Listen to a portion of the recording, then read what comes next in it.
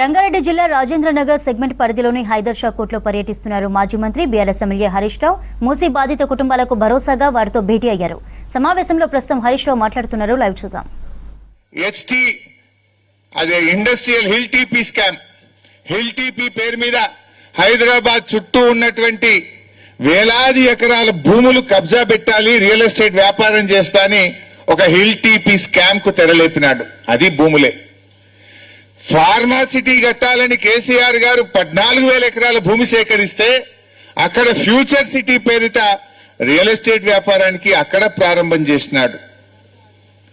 ఈరోజు మూసీ సుందరీకరణ పేరిట ఇవన్నీ ఇండ్లు కూల్చి మీ అందరి భూములు లాక్కొని ఇక్కడ మళ్ళా బడా బడా కార్పొరేట్లకు, ఓ అంబానీకో అదానీకో ఒక మెగా కృష్ణారెడ్డికో ఈ భూములు కట్టబెట్టేటువంటి ప్రయత్నం చేస్తా ఉన్నారు.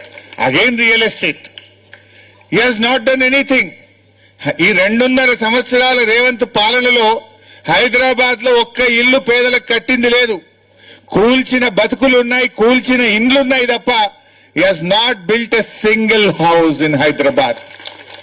ఒక్క ఇల్లు కట్టలేదు. కూల్చిన ఇండ్లే తప్ప, కూల్చిన బతుకులే తప్ప రేవంత్ రెడ్డి 2.5 సంవత్సరాల్లో ఒక్క ఇల్లు కూడా హైదరాబాద్ లో కట్టలేదు. మా చెల్లె ఫుట్బాల్ గురించి గుర్తు చేస్తుంది. ఫుట్బాల్ అంటే గుర్తొచ్చింది. ఇవాళ పిల్లలు చదువుకునే పిల్లలకు ఫీజు రియంబర్స్మెంట్ ఇవ్వమంటే డబ్బులు లేవంటున్నాడు. రిటైర్డ్ ఉద్యోగులకు వాళ్ళ పెన్షనల్ బెనిఫిట్స్ ఇవ్వమంటే డబ్బులు లేవంటున్నాడు. రైతులకు రైతు బంధు ఇవ్వమంటే డబ్బులు లేవంటున్నాడు. గురుకుల పాఠశాలల్లో పేద పిల్లలకు అన్నం పెట్టు కడుపు నిండా అంటే పురుగులన్నం పెట్టి 160 మంది పిల్లలు చనిపోవడానికి కారణమైనాడు. మాట్లాడితే డబ్బులు లేవు, నన్ను కోసుక తింటారా అంటాడు. మరి డబ్బులు లేకపోతే 200 కోట్ల రూపాయలు ఖర్చు పెట్టి ఫుట్బాల్ ఆటలు, మెస్సీని తెచ్చి ఫుట్బాల్ ఎక్కడి నుంచి డబ్బులు వచ్చినాయి? అందాల పోటీలు నిర్వహించడానికి 100 కోట్లు ఎక్కడి నుంచి ఖర్చు పెట్టావు? ఇవాళ జూబ్లీ హిల్స్ లో ఇంకో ప్యాలెస్ కట్టుండు రేవంత్ రెడ్డి. 100 కోట్ల రూపాయలతో ఆయన క్యాంప్ ఆఫీస్ కడుతున్నాడు ఎంసీహెచ్ఆర్డీలో. 100 crores పెట్టి ఎంసీహెచ్ఆర్డీలో సీఎం క్యాంప్ ఆఫీస్ కడతా ఉన్నాడు. డిప్యూటీ సీఎం 5 కోట్లు ఖర్చు పెట్టి 3వ క్యాంప్ ఆఫీస్ కట్టాడు. మొన్న 20,000 కోట్ల రూపాయలు బడా కాంట్రాక్టర్లకు బిల్లులు ఇస్తున్నారు. మూసీ ప్రాజెక్టు పేరు మీద 1,00,000 కోట్ల రూపాయలు ఖర్చు పెడుతున్నాడు. మరి ఈ డబ్బులన్నీ ఎక్కడి నుంచి వస్తున్నాయి?